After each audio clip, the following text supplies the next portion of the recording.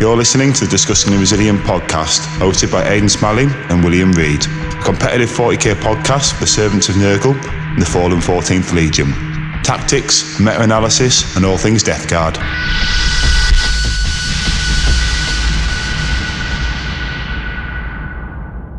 Hi guys, welcome to another episode of the Discussing the Resilient podcast. This time it's just me, Will, again. This is the fifth episode in my solo series of Poxwalker, a Plague Marine. So, if people have been tracking this, the idea of the series is it's tracking my improvement through 10th edition, focusing more on the mistakes I've made during games, areas of improvement, and kind of, I suppose, sharing things to avoid other people potentially making the same mistake.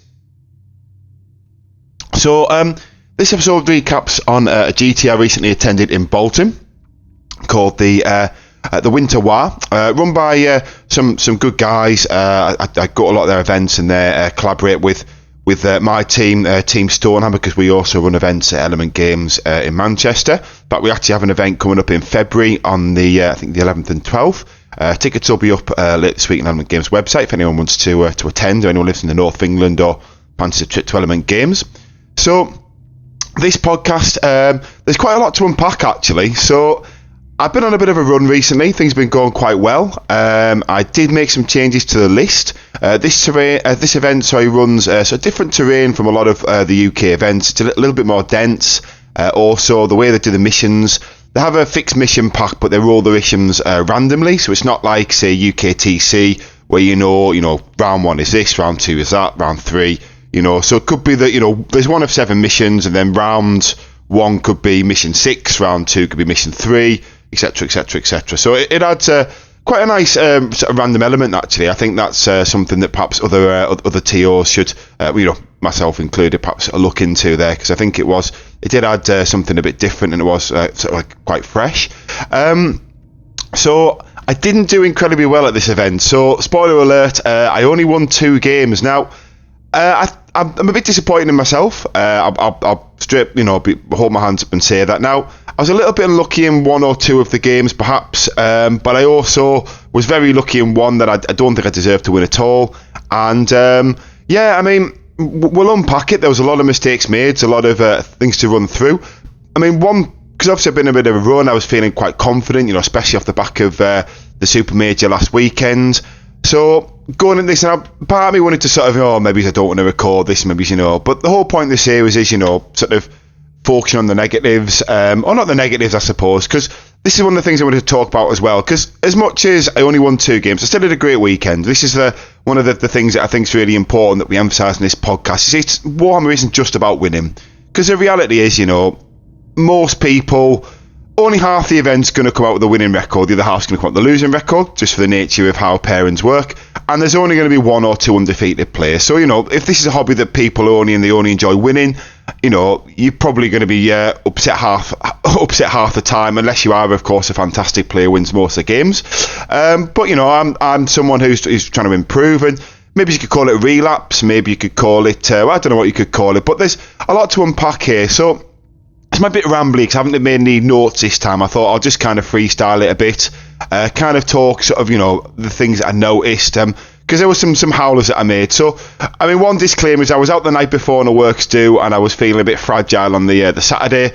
Certainly the first 2 games, I was, second game in particular, actually, after lunch, I sort of felt a bit worse aware, shall we say. The TO even came over at me and asked if I was alright. I think I must have been looking a bit peaky. First game though anyway was into Custodes. So, lovely guy. He's someone I'd never played before, but I'd come across him. I'd seen his face around. He attends a particular tournament quite regularly, and I played against his teammates. Lovely team, lovely guys.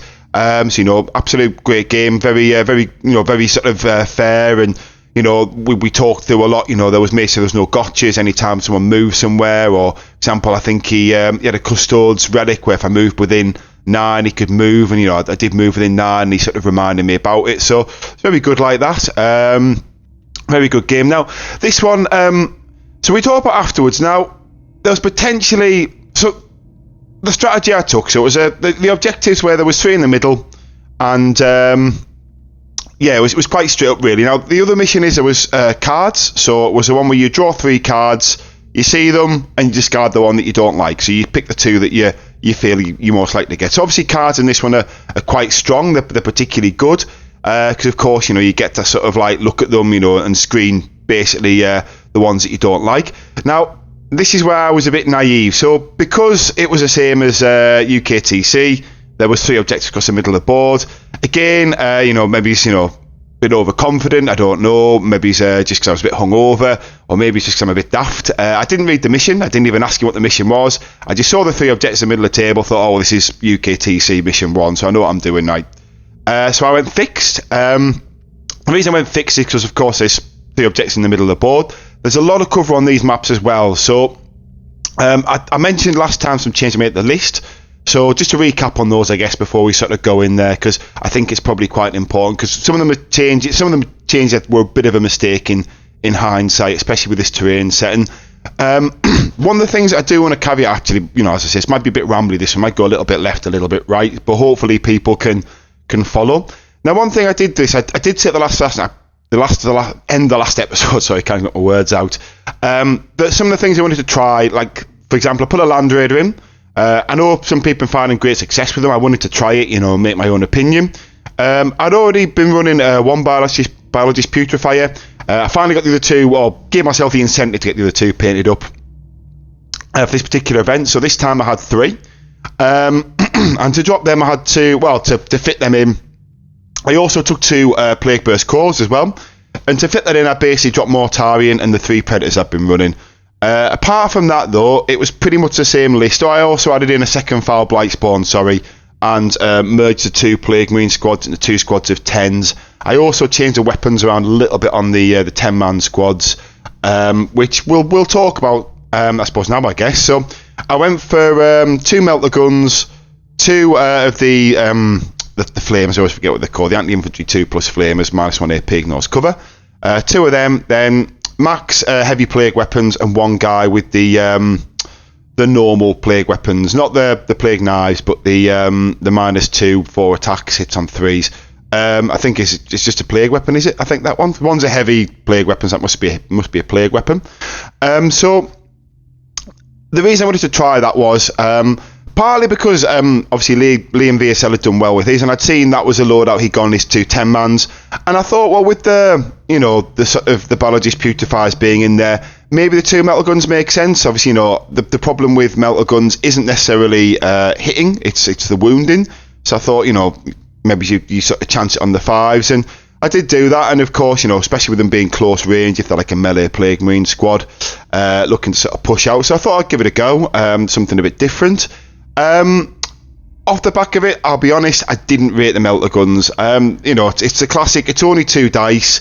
2 dice, you had the odds of getting a 5 or a 6. I suppose it's almost 50-50, I think, actually, because you roll the 2 dice.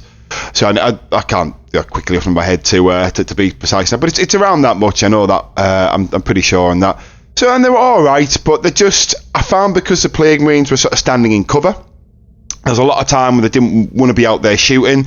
Occasionally I shot the Flamers because, I do it in Overwatch, but I thought the melter guns on a whole, they would have just been better as 2 more guys with the plague weapons. I felt, at least, and especially with the fight first, because it meant when things came in or when I charged, I would have been a lot more efficient. Because the reality is, I think actually one of the guests, I think, had talked about this in a previous podcast where me and Aidan had interviewed someone, or perhaps it was one that Aidan did, where someone mentioned how swingy the heavy plague weapons can be hitting on 4s, and I definitely discovered that this game. There was quite a few games, the Custodes one in particular, which we will get into, don't worry guys, so if you just bear with me, where they're a lot of 1 to 3, and then the 5s and 6, obviously lethal or exploding if I spend the CP, but I didn't roll that many 4s, and there was a couple of times I only rolled 2 or 3 5s and 6s.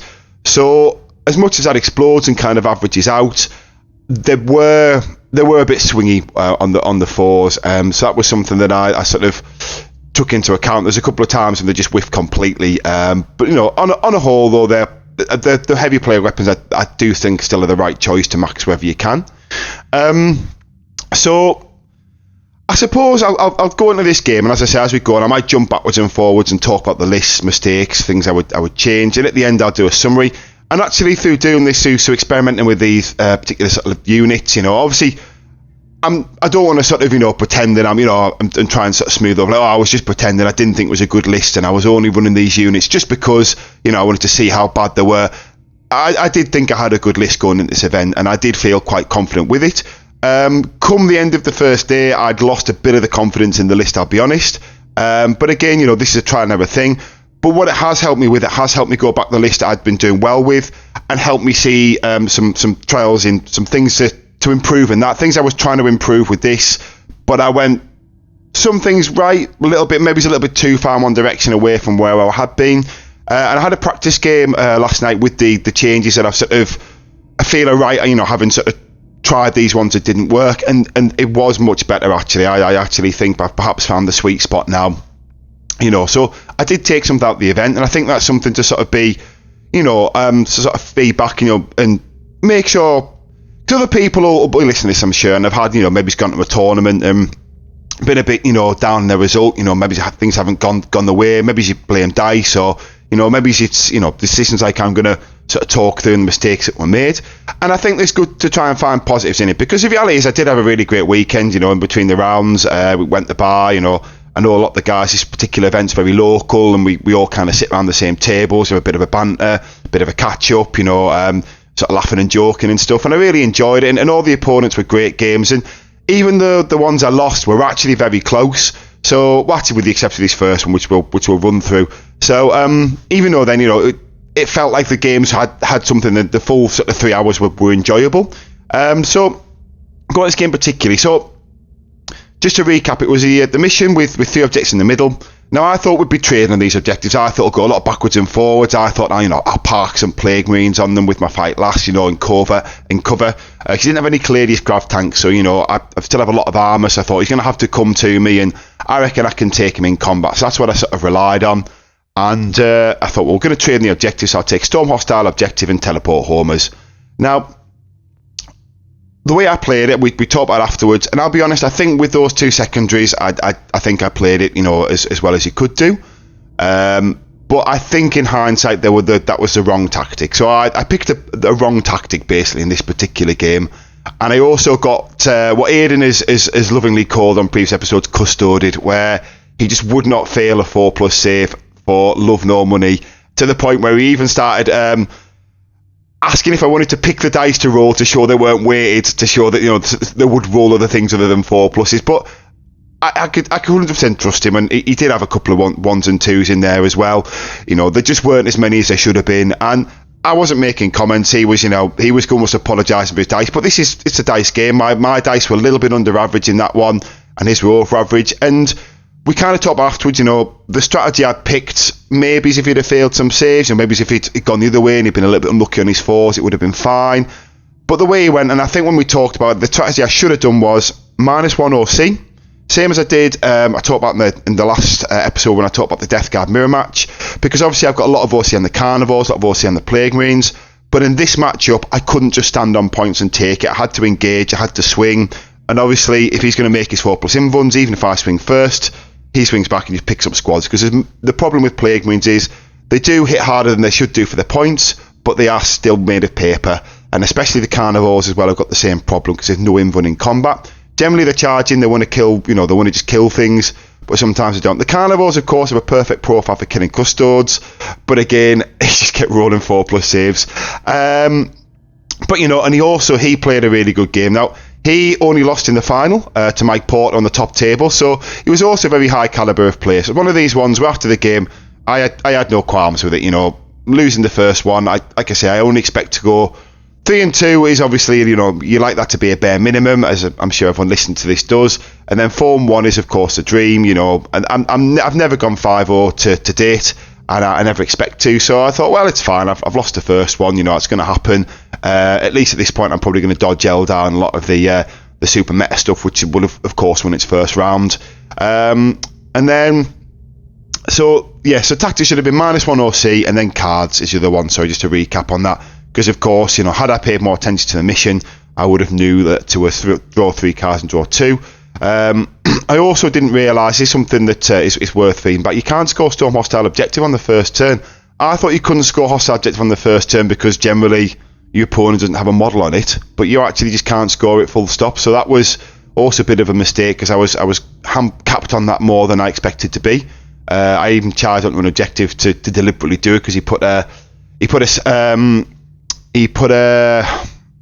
assassin, so I was going to say scout, put an assassin on there that he'd allied in. Now he made a really smart play. Now I was quite lucky here because he baited me with that assassin, and this is also something so this was a mistake actually. I got a bit lucky. So he put it on the other side of the wall and he baited me to charge it, on the assumption I'd roll big on the charge, I'd have to go through the wall, because obviously the way 10th edition works is I'd have to base him, then I wouldn't be able to go back through the wall, and as much as I had fight first, then he'd get to shoot me, because he did say at the start of the game he's really worried about me just parking objectives, having fight first, and me just going through his models, which maybe that should have happened, I don't know, because I rolled so under average on the heavy plague weapons, and he rolled so over average on his saves. It's sort of, I don't even think I did one wound sometimes from the full 10 guys with exploding 5s, with the Biologist Beautifier doing the lethal hits. He just made all his saves, and then of course he picked up the squads in response. So it was a little bit of one of those games really. And the Land Raider, I'll caveat now, rather than sort of talking every game, there wasn't movement tunnels on this particular terrain. Now the TOs at the end seemed to think that there was. There definitely was not on 2 of the boards. There was one other person with a Land Raider. We actually played each of them. A couple of friends came over and were joking to have a Land Raider fight. They wanted to see how Land Raiders charge each other. And we're both, you can't deploy, if you deploy them in the deployment zone, they can't leave the deployment zone. We both agreed that, and we tried everywhere. So he outflanked his, I put mine in the deployment zone, just bounced around the square. I think throughout the course of tournament, apart from the Land Raider being charged, was in combat, I think it shot once. There was no lines for it, and it was. But this isn't really a criticism on the TO organisers, because as we were saying in previous episodes, anyone who's followed this series, the original UKTC boards also couldn't do it, and a Land Raider's like a Defiler or one of the other units has got a big base. It's a big unit, it's one of them things we can't expect to bring a Land Raider and be able to move it freely. I think it's on players to look at the terrain pack and decide is or isn't it the right unit to bring.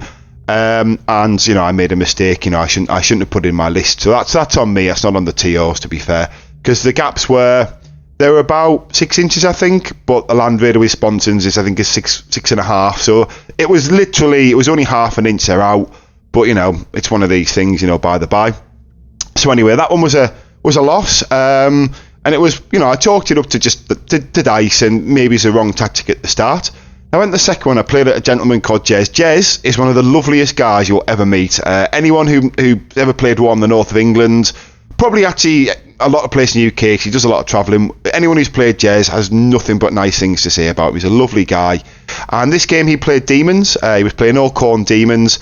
Jez is a little bit of a fluffier player though. He's someone he's competitive in the sense he goes to a lot of tournaments, but he's there for the beer and the banter more than he's there to sort of try and take home the wins. We were open about that. We'd never played each other. He comes to my events and we just had a good game. It was a lot of fun, but I made a lot of mistakes in this game. The main one being I charged off an objective with some cultists to try and kill some bloodletters, and that gave him a 5-point swing on primary. That was a big howler, and then also left my backfield open completely, so the demons came in and just sort of just basically took my home field objective. Now I did still win this game, so this is it's a weird game to talk about in that sense, because as much as I made those 2 particular howling mistakes, also this was a mission where you pick up an objective, was diagonal deployment, and then you pick up an objective. I think you roll randomly, and I kept forgetting which one. I kept putting things on the objective that was going to get lifted up.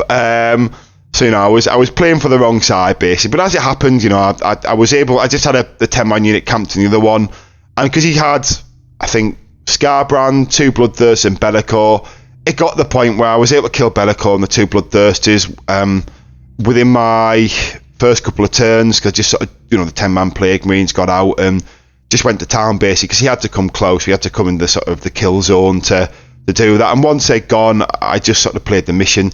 Now I got lucky here because Jez also picked a really bad secondary. He picked Assassinate. I kind of knew he had Assassinate, so I played Cage with the characters. So one character a game for some reason. This is the game where I was particularly hungover. I just didn't attach it to a squad, put it in in the Rhino, thinking, oh well, that'll go camp in the corner, and that'll, I'll keep that one away from him, kind of thing. And then the other ones will be the fight first. He's got to charge me. I think I'll probably pick up whatever he charges before he even gets to swing. So I'm quite happy with them as long as they're in cover or he can't shoot them. Or, of course, I can use the terrain against him as well. Big pieces, big models. He couldn't move round, so I was quite careful with, moving things into particular places, blocking channels off with rhinos and nurglings, stuff like that.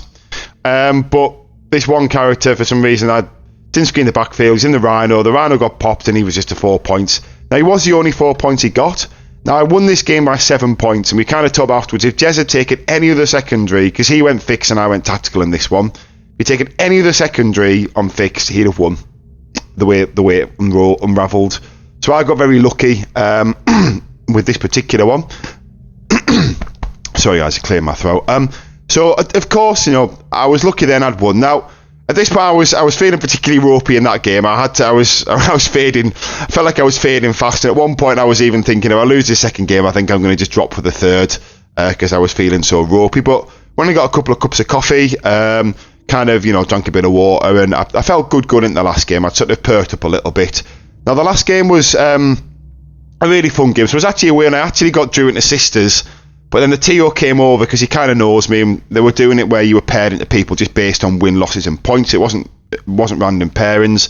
I got paired into someone called Lewis, who I was really looking forward to playing. Lewis is a friend. I don't think he's ever played in our team for team, so I've definitely played on his when we've been filling, because we have a close affiliation to Gimley's Tossers, they're called. It's a Preston team. It's actually the one that Mike Porter's on when he's not part of Vanguard Tactics. Just obviously keep dropping his name because people around the world know who he is, not just people in our local meta. But Lewis is a great guy, and I was kind of looking forward to playing him. But then basically he wanted to play someone else because him and another guy, Peter Duff, they grudged each other and wanted to have a grudge. So Jason said, because we were literally, I'd have been paired into the person that Pete was playing, Peter Duff. If it had gone, one more point either way, said, would we mind swapping? And I'd play Peter Duff's opponents, and Peter Duff would play my opponent, Lewis. No, I didn't really mind. I said, I don't really care, from my point of view. The only time I might have dug my heels in if it had been something like, Meta Eldar or something like that, where it's like, they've just had we were both 1-1, but they got beat by Mike Porter in the first round or something. Maybe I'd have been a bit sort of like, well, I don't really want to just get my poop pushed in, for lack of a better term. But it was a guy with Blood Angels, and again, someone I'd seen on the tournament, and he was a lovely guy, super friendly. He was full of banter. He was competitive, but he wasn't that competitive. He sort of didn't fully understand how sticky objectives work at the start. He thought he had them when he didn't, because he didn't understand how 0C worked. There was a couple of other little things where he sort of just made little rules errors. Now, but at the same time, saying this, this game I took fixed. So this is the one where I just couldn't move the Land Raider anyway. I deployed it and there was no way of getting it out. Now, this game was a weird one in the sense of, like, I took fixed secondaries. In this one I took Cleanse and deploy teleport homers, because it was one where the middle splits into two, and the way deployment was very dense, so I could have two squads in cover cleansing, and then Nurglings cleansing to do homers. So I thought, well, I'm fight first, he has to come to me. There was also the other corner of the board, right in the corner, is where I could just park a squad of 10 Plaguemen. So it's Blood Angels, he's going to want to come and fight me. So, that's what I did. And that strategy worked quite well. He had... He nearly custodied me again, actually. I thought I couldn't believe it was happening in a game where he had a unit, I think maybe Vanguard Vets. I think he had Dante and the Apothecary, Apothecary attached. He had 4+ save, 4+ invuln save, and a 5-up fail, no pain. And so I got out the Rhino, threw the grenades. I think he passed most of them as 5-up fail, no pains. And then, it doesn't matter. So I'm going to overkill this squad anyway. Maybe Dante lives on a couple of wounds and picks up some back, but then I'll get him the following turn. That's what I thought. So I took the Contagion for -1 AP, which I also did obviously against Custodes, and then I did -1 weapons ballistic against demons. And he just made all his forward pin runs again. I counted it. I wounded him 12 times with the damaged 2 weapons, and I tipped him to the 2 plate burst crawlers as well. So at this point, he only had like, I think, 6 of the Vanguard vets left, and the 2 characters. So I got wounded with 12 2 damage ones. Between the feel no pains and the 4 prison runs, he lost 1.5 guys, which had me reeling a little bit. But then I was like, oh, it doesn't matter. I've still got the AP, even the plague knives, the AP1, 3 to 4. So I'm still got to go through. I've got a lot more attacks. I think I did another 14 attacks and managed to kill another guy. And I was like, oh my god, how's this happening again? This didn't really swing the game, to be honest with you. This was kind of a by the by. We're fighting over objectives, wasn't changing the score. I was just trying to take assets off him, and I thought if I can do that and start pushing into his home field, then he'll never be able to come into my deployment zone. I'll just keep scoring and he'll make it hard for him to get his cards because he won't be all over the board. It's by the by, so that's just a sort of different thing. Now, there was also a 6-inch rerollable charge that failed that would have been sort of big in my favour. But this game came down to, it was kill more, hold more. So obviously you get a kill, you hold more. Now I had hold more nearly every turn. I had kill more on the first turn, but then he held and he got kill more on pretty much every other turn. So we were pretty even on the primary, but he wasn't doing great on his secondaries. Now, I could see what was happening because I could see I was losing resources quicker than he was. And I tried to set this up on my turn 4, but in his defence and my error, what I was trying to do, I needed to move things the previous turn, because I tried to sort of pull the carnivores back sort of so they weren't in a threat, and I could push them out on the objectives, put the OC on them, and have some threats to go and punch things in the final turn, make sure I could get a kill. I couldn't do that because that flipping Land Raider again, he couldn't move between terrain, he couldn't move him and get the carnivores through. I should have pulled the Land Raider back sooner, moved the Rhino through that I was trying to move through, because he came and I was trying to do it, and he was like, look, I just don't think you can do this. And I was like, well, I'll measure it without moving, pretend I can just move through, I won't move anything, but see if you can do it. And he was like, I was like, oh yeah, I can't do this at all. I was like, even if it's like a parking lot and it's just not happening.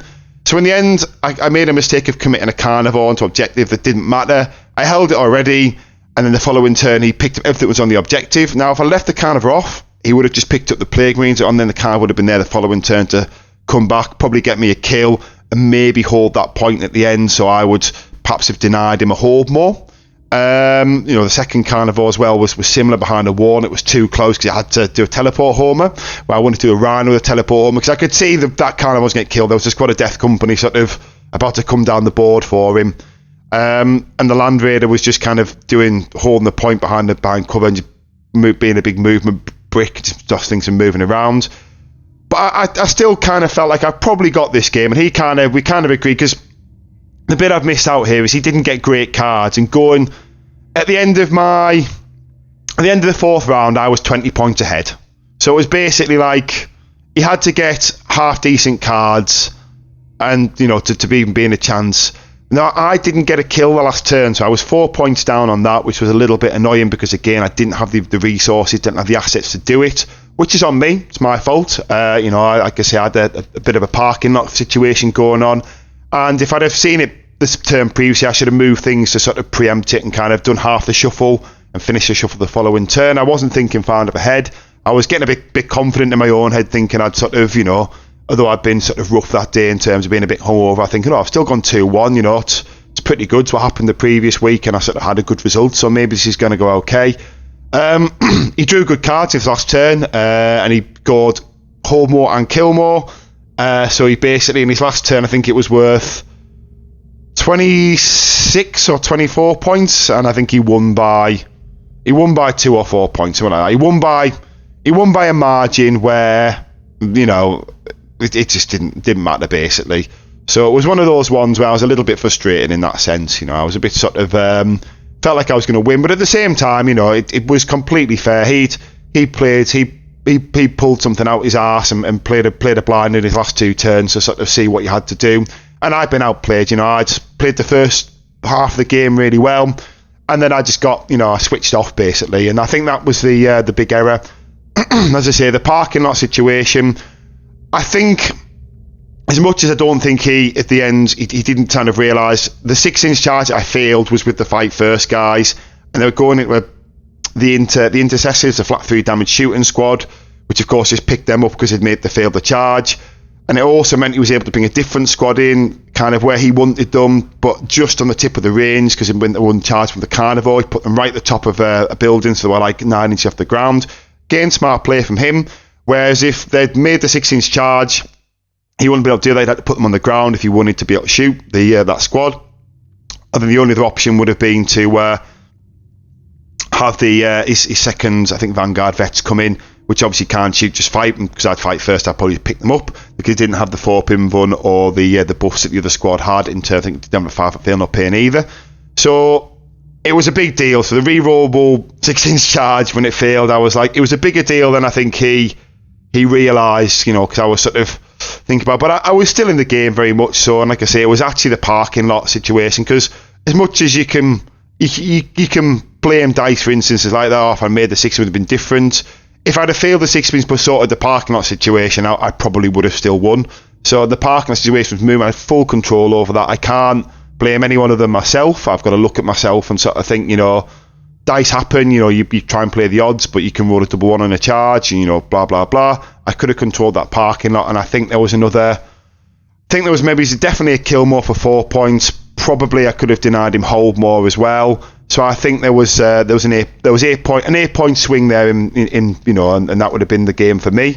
So this is something I thought about a lot afterwards, trying to work out where I could have changed it. Not blaming the dice, and I think that was a mistake. So I'm going into the next day. So I'm still, I had a really nice time. This is the thing. This is what I want to talk about. I went home. Me and my girlfriend went out for a meal. We had a really nice time together, and it was a really nice evening, and I still really enjoyed the day. So this was the thing. Winning isn't everything, but I was still a bit frustrated. And I did think, I've 3-2 still on the cards. Let's focus on that. So I got paired into Space Marines, got paired into Salamanders, and this is the double Land Raider game, where it was the saddest, moving of Land Raiders ever. I think this is a game where I actually got to shoot the Land Raider.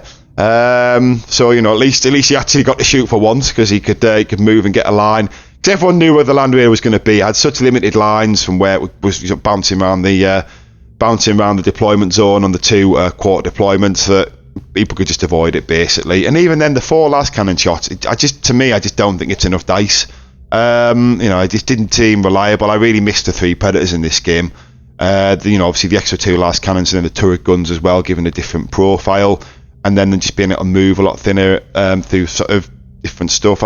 The Land Raider didn't replace more tyrants. I thought Land Raider will go on the line, it'll start the trades, he'll move up, bring the Plague Marines inside forward, and then I'll put things in the mid-board, draw fire to it. But I didn't have the Predators to shoot down the line. The Land Raider was the shooting threat, and it just didn't replace me. I just didn't do what I wanted to do at all. So it was a very big error on my part in terms of the list build. And had I done a bit more practicing, or even just sort of maybe tried putting something similar terrain out at home using the UKTC set, maybe the serial box, which would have been one of the other bits that they added in terms of size, and just worked out that I was making a mistake with movement lanes. Maybe I would have done it differently, but again, you live and learn. But 2 Plague Burst Cores actually talk about the list. It's probably a good time to just sort of talk about the list, because this next game with the Salamanders, the reverse of the Custodes game happened, where his dice just pooped the bed, basically. His dice just weren't average in any way, shape or form, and my dice were spiking more 5s and 6s than they should. And it was a closer game than what you would think, because it was one of these ones where there's 6 objectives, you need to hold 2. Maybe that's one thing I would sort of, as a TO to a TO, sort of say that I don't think they should have those missions out, because there was times that it just felt like it was too easy to score points, and you were just sort of like, if you went card, you were hoping to get a bad draw, because primary was so kind of even. So that might be something actually to sort of to say, but that's this is very small criticism, and to be honest with you, that's also might be a good thing. Maybe it's nice to have the secondaries be a bit more meaningful, and it was exciting when you're both playing cards as well. I did like that, especially in the last game, which I'll come to in a sec. But basically, his dice were a bit his dice were totally crap, to be honest. You know, my dice were really good, and it was one of these ones I basically picked up his whole army, and you know, come the end of it, you know, there wasn't a lot of, hit a point where there was so much disparity. There wasn't a lot of skill from either side. He didn't have enough units to dig himself out a hole. The Land Raider couldn't really move anywhere, so you couldn't really use that to sort of like help him because he outflanked his. And then, you know, I just picking things up and getting what I needed in terms of big charges and stuff. So there's not really much to feedback there. You know, there's nothing for me to brag about because it was dice, and there's also, you know, there wasn't really any mistakes to make because it became one-sided that, you know, then maybe I've made some mistakes, but they were negligible. It didn't really matter at that point. It was kind of over by turn 3 is the reality. Maybe it's even turn 2, to be fair. So that's a by the by. So at this point I'm 2-2, and I'm feeling pretty happy going into the last break. You know, obviously at this point I know I'm not going to get Eldar or anything horrible. You know, like that sort of horrific CSM list that's sort of running around with all your cursed cultists and anything like that. You know, so I'm kind of thinking, I'm feeling quite confident at this point. I'm thinking, well, you know, if nothing else, it should be a good game. There should be something to play for in the last game. Now, unfortunately, I drew this absolute wanker in the last game. He's a total cock. You know, if you ever play him, he's a tit. No, I'm winding him up. I'd never say that about anyone. I drew a guy called Dale. Dale is someone, a fellow Death Guard player, and someone who I talk to regularly in between events. He was also at Leicester. We had some good chats there, and it was actually we talked about it. It was a pleasure to play each other. It really was a good game, and absolute gentleman, to be honest. You know, I've let him there because you know, if he's listening, if he's not, I don't know, but I'm sure he probably knew I was leading to giving him some love. Now, this game is a funny one. Now, this game is actually something that I think it's summarised. There's actually 2 mistakes. There's a mistake, and I thought afterwards I made that was quite big, where. But I'll run through. I'll get to that. This is something me and Dale both missed, but it's a mistake on my part. Basically, it's a movement mistake. Actually, there was 2 mistakes. Actually, one that we did remember. I just remembered one other thing. So, the mistake I made with this was a contagion. Now, last time I played the Death Guard Mirror, I took the -1 OC. Same as I probably did in the Custodes game. So my 8 OC Carnivores, my 10 OC Plague Marines can just toe onto points and kind of tuck the primary up. You know, which is this list is. Mentioned previously, it actually is a bit of a primary denial list, you know, more than I expected it to be when I built it. This time though, he didn't have the small unit of 5-man Plague Marines. He had 2 bricks of 10, same as me with the Biologist Purifier and the Foul Blightspawn. So it kind of felt, even if I take the OC by 1, it still doesn't work because, you know, he's still going to hold it. So now I had Nurgle, I had 2 units of Nurgle, he had 1 unit of Nurgle. So I don't know what I was thinking at the time. I thought I had some genius plan, and I didn't even play this through properly. I thought because I had the Nurglings, I could put the Nurglings on 1 objective in cover, move on there with my fight first, and then -1 weapon ballistic and -1 to hit. I thought these 10 Plague Marines were going to like live forever, and I was going to own that objective and then fight with the others. Nothing about that plan even was how I even played the game, so it's a bit silly in that sense. But it's a terrible idea, you know. The reason is, as we'll see when this goes on. So his first turn, he doesn't really do a lot. My first turn, I go ham, you know. I push out, I push into him, and I pick up loads. His dice are a little bit bad as well. Again, actually, my dice are a bit good. Turn 2, he kind of levels it back a bit. Now, then my second turn, I'm still up at this point. I think Dale had sort of, I think in his head I got the best in his demeanour. He'd sort of thought, oh, this is such a big point, I'm not going to come back from this. I did damage, but then the fewer stuff he had than mine was just doing more damage because he was getting the extra AP, and he wasn't really in contagion enough. You know, he was with the exploding 5s on the, you know, the combat units and stuff like that. You know, lethal hits on 5s and stuff. You know, when you spend the CP. It didn't really matter. It just meant that like -1, he just overkilled things by less. So it was a really dumb decision from my part. And in hindsight, if I'd have took the -1 or the -1 save extra AP or whatever you want to look at it, it's -1 save. But I know a lot of people simplify extra AP.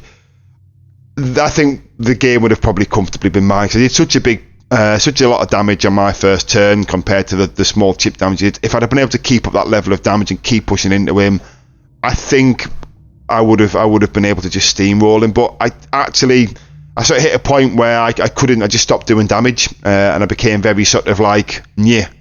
Whereas he could just chip away, say like even a bolter, a bolter that's shooting not at me when I'm in the contagion, I'm not in cover, puts me on a 4, and then it kind of snowballed from that. Now I did make one mistake though, which is one thing. There's 2 mistakes I'm going to talk about in this game though, because obviously this is the idea of this podcast, and one of the mistakes was the strategy was right, but then I screwed it up. So I did want to put the 10 man in the cover with the Nurglings, and I think they should have been there all game, because at that point it's just Plague Burst Crawlers that can get them. They were, he would have just had to chip away. The Plague Burst Crawlers had other targets, because I did have a couple of 5-man Plague Marines that he didn't have, so I could run around the Carnivores, were sort of even taking OC off Morty, of course. I didn't want to fight Morty because didn't think I could kill him. Morty picks up a Carnivore, even an average dice. So I moved them out though to try and charge some Death Shroud, which in hindsight, the Death Shroud, because I was touching the wall, couldn't shoot me. They couldn't OC, and I was going to swing into them in combat if they went first. I had no reason pushing. I think because I'd done such a lot of damage, I just assumed I was going to keep doing that level of damage second to third turn onwards. And as soon as I came out, he overwatched with the Wrist Flamers, and he had the Lord of Virulence, given his Plague Burst Crawlers. He had 3 Plague Burst Crawlers as well, and Morty, sort of, into them. And because he had the extra AP, and obviously all the rerolls wounds, and infantry 4+, he picked up, I think, half the squad. And at that point, I did get the charge into him, but I also screwed up having to reroll the charge. I had set up a smart play where he charged my Land Raider, and I was going to charge the squad that's in combat to put the Carnival on an objective. Because he was wrapped around the Land Raider, he couldn't be able to fight with more than 2 or 3 guys in the Carnivore, where I positioned the charge. I was going to take the objective, and I planned to tank shock as well, thinking I'd do, it's 14 dice, I think you roll from a Carnivore, so I was expecting to do, pick up a handful there. The Land Raider, I think, was in I also expected to maybe pick up a couple more Plague Marines there. The Land Raider didn't do it. The Land Raider was, like I say, it was just a bit sad. I know there's people here listening and loving the Land Raider, because I know I tried it because I've seen people do it, but for me, I've tried it once, I'm never going to do it again. It's not a unit that I like, but at the same time, I previously still do like Morty, because Morty was winning the game in this one. He won it anyway, really, because turned out he steamrolled me basically after the 3rd turn, because his chip damage was just so much more than I could come back to. So that was the big mistake. There was another instance where I drew a card actually, and I was trying to sort of take an objective, but I couldn't move to flame. So he had 2 blow drones with flamers, and I couldn't move out, because if I did, he was going to overwatch me, and I was going to lose a Plague Marine. It's obviously AP2 when I'm in the contagion, ignoring cover. And if I lost one player, I just didn't have enough. I realised afterwards, when it was too late, I should have moved the Rhino around, charged the Rhino, let the Rhino get the overwatch, and then charge into the blow drum with the Plague Marines to sort of take the point and score the card. Now, at this point, I don't know if any of that made sense, to be fair. I just described it very quickly. But at this point, when we played it through, it didn't matter. It was negligible. Morty did what he does in some of the my games when I played him. It was 6 OC, bouncing around the board, hard to kill, and he just was able to at that point, I just didn't have enough assets to play the game. I think round 4, we kind of sort of said, well, we weren't talking it out, but I was kind of like, I'll just do what I think I can do to score points. If it's not going to score, I won't bother with chip damage, because it's going one way basically. I can already see the writing on the wall. Maybe if something big happens and there's an opening, then I'll do that. So that was a mistake at the Rhino anyway. But I lost that game basically. But that was still a good fun time, because I really enjoyed playing Dale. It was a fun game, great guy. I think I was a bit down at the end. I think he felt like I was a bit upset, but I wasn't. I was just trying to sort of analyse the game and try and think where I'd gone wrong. Was there anything else I'd done outside of the contagions? And obviously, came to the conclusion about moving the Plague Marines out that didn't need to be was quite a big mistake, because I think you also got entropy cannons in them the previous turn. They basically picked up with shooting, so even though they would have fought first, I just didn't make any use of that, because I tried to push them out to use the flamers and stuff into him, which was just a mistake basically. I was getting, I wouldn't say cocky, but I thought I was way more I thought I was going to do way more damage than what I expected. Now, that's the recap of this. So as I can say, the whole point of this series was, of course, to focus on the negatives. Not the negatives, sir. That's probably the wrong word, but the mistakes. And because I've been doing all right, I'm second in the UK at the moment. I think I'm probably still 12th in the world, to be fair, unless someone else has overtaken me. Because the reality is, when the best I could do was a 3-2 at this event, it wouldn't have mattered. I'd have needed a 4-1 to replace one of the other scores I've got.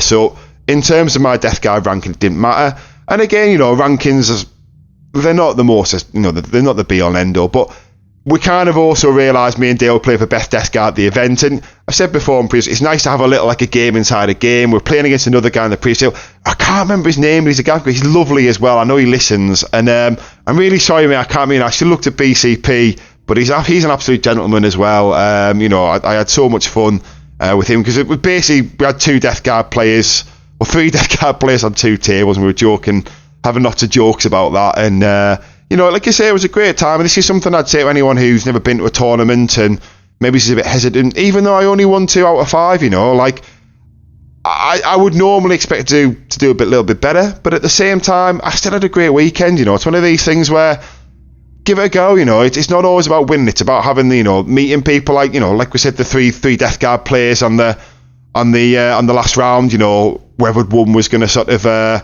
playing for best Death Guard, having some little jokes to each other about it, and it's a lot of fun. And just interacting with people, talking about Warhammer, having and then even sort of I learned loads.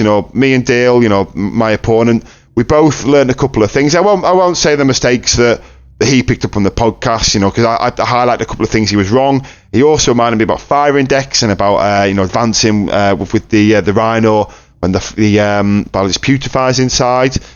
So there's a couple of little things like that, that reminded me, and I'll take into future games, and hopefully he'll do the same. So what I'll do is now the next because we're coming to Christmas. I might end up, I'll have some practice games in the meantime, because, I've made some changes to the list, and I'm going to keep trying. I might end up with doing a small RTT if something pops up as well. Sometimes it's midweek once between Christmas and New Year. Something pops up that's convenient, then I might do it. But at the moment, my next tournament is going to be the Nottingham Super Major in January, which is probably my last one for this ITC season. So I don't think there'll be another Poxwalker Plague Marine episode before then, unless an RTT happens or decide to do them because maybe he's talking about list building or something like that. But me and Aidan have got a lot of content planned. Obviously, we've hit 3k subscribers, so there's already been a lot of chat on the Discord about building Aidan the most ridiculous and memey sort of stupid, pathetic list ever, like magnet malignifiers, defilers, what else, plague surgeons. Everything's being talked about, and we're going to have a live stream or a podcast to sort of finalise and run through this list and just have a bit of a laugh at Aidan's expense. And we've also, we've got some other, general Death Guard chats and things to talk about the meta as well. I think we talked, we're probably going to do some hot takes on the Admech and Necron's book, and just talk about how our Death Guard might be able to cover them, or play into them, sorry. But to finish off with this, and the change I made to the list is now, so I've gone back to what I was running basically. But what I've done is I've dropped Mortarion. I've just dropped Mortarion. Everything else is exactly the same, because everything else has really come with. The Predators are back. The Carnivals are still there. I've redivided out the Plague Marines into 4 5s and a 10. And what I've done is I've actually changed the weapons on the Plague Marines. The Plague Marines, 2 5-man squads, I've got all combat. That's one change. And then the 10-man squad, I've gone all combat less 2 flamers, because obviously on that one I have the fight, the Foul Blightspawn. So it is worth with him, because you Overwatch, it's worth putting extra flamers in, or that's the one time it kind of synergised a bit better in my opinion. And then because they're generally standing behind covering that version of the list, just waiting for someone to charge them, or to sort of be a big punch themselves, maybe they're more combat makes sense. And because the change I've made is, I've explained the Plague Marines first, why I've made the change. I've done a bit backwards. So I dropped more time with the points, because I also had 15 points spare elsewhere. By the way, I had a random upgrade. The one way it was like +1 attack and +2 strength. I didn't have a character to put it on that was meaningful. I was on like I think it was on the Lord of Virulence, but sorry, not Lord of Virulence, sorry, Foul Blightspawn, not a Lord of Virulence in the list. I think it was on there, just to fill 15 points, you may as well, why not? So I dropped that and more time for the exact points. Perfectly fits 1 Plague Burst Crawler with Spitters and obviously Mortar. The reason is I've always struggled in that list to screen the backfield. I've always found I've never... Sometimes the cultists want to push forwards, but they sometimes need to stay back and screen. Sometimes the Plague Marines have to someone squad out a Rhino to have that covered to make sure nothing can get on. Or I've got our Predators and they kind of sacrifice a line of sight to make sure the home field screen. So Plague Burst Core, I know other people have done it. So it fits really well. If somebody comes in the backfield, I can flame it. Someone tries to charge, I can flame it, and it can still function behind the wall. Also still adds that nice outer line of sight shooting, and also the battle shock, when you hit to try and stop people doing strats, maybe it's like fight first and stuff like that. So I did try that in the Custodes game a couple of times. Unfortunately, it never came off, but you've got to try. Try to make them stop using their fight first strat. So when I was charging them, I could charge into them because otherwise I couldn't. So to recap, and then go right back to the start. I did say this might go backwards and forwards a bit. The other changes, I've decided to keep with the 3 biologist putrefiers. I am quite impressed, which is why I made the 2 chip Plague Marine changes. So 2 farmers got all combat weapons, because I think to get the most out of his ability, I think that's where it is for me to do that, because the plasma gunshot and the metal gun, there's just not enough dice, I don't think, for the lethal hits on 5s to mean anything. You're trying to get into combat with the heavy plague weapons, because as soon as you have that character, you can't really just chuck them away. They've got to go and make points back, because they're a 130 point squad instead of an 80 point squad at that point, with the 80 for the plague means and 50 for the character. So all of a sudden their battle roll changes, and I found I want them to be good in combat, so I just want more dice with more AP. So that's what I've gone with there for that reason. And then a 3rd Rhino. Now I know why, because in my head Morty did this better. The 3rd Rhino is going to do what Morty did, and the 3rd Rhino's job is going to be to go on the line in every game and start the trades. He's going to go on the line where you can see him. He's going to aim for an objective or somewhere I want him to be. The Predators are going to sit waiting to get in the line of whatever comes out to get the Rhino, and the Carnivores might also wait behind if I think it's a combat unit that's going to come. And also it helps me get Plague Marines up the board. Now the reason it's actually better than Mortown is it's a nothing Rhino. I don't expect it to survive, but I actually talked about this against Death Guard Dave when we were at Leicester last week, so I thought he would be doing it with his Landry, and he wasn't.